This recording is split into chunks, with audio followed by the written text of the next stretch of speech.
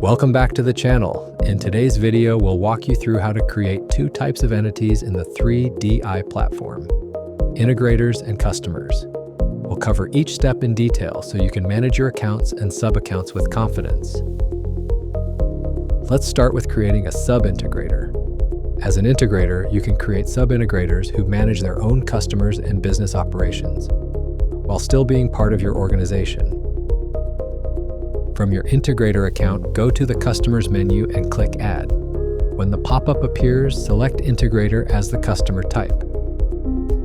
Next, set the price your sub-integrator will pay for storage and traffic. Once you've entered the pricing details, click Next to continue. Now fill in the sub-integrator's information. Make sure to use a real email address. A confirmation link will be sent to it. They won't be able to access the system until the email is confirmed. Also, when entering the location information, it's best to select the Google result from the drop-down after typing in the address.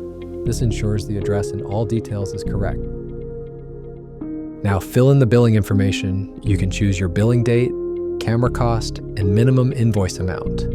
You can also select tax information here and enter credit card details. Select the plans your sub-integrator should have access to, then click Create Customer. This adds them to your customer list.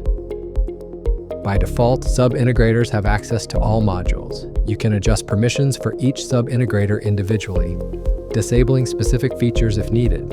If you disable a sub-integrator, all of their customers and users will lose access, and camera recordings will stop.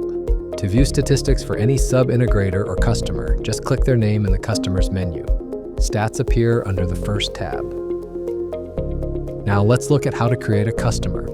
Typically an end user such as a business or homeowner who owns the cameras. Go to the Customers menu and click Add. In the pop-up window, select Customer as the type. Enter the customer's information and location. As before with the integrator, when entering the location information, it's best to select the Google result from the drop-down after typing in the address. This ensures the address in all details is correct. At this stage, you can also define cloud recording defaults, admin portal access, and whether the customer can share camera links. You can even provide a temporary password that the customer will later change. Next, complete the billing details. If your billing mode is set to automatic, the system will generate invoices based on your set rates. You can also choose whether to include taxes in the invoice. By default, customers have access to all modules except adding P and P cameras. You can fine-tune these permissions per customer. If you disable a customer, all their cameras and users will immediately lose access. When you re-enable them, all cameras come back online, so double-check which ones should remain off. And that's it. You've just learned how to create integrators, sub-integrators, and customers in the 3DI platform.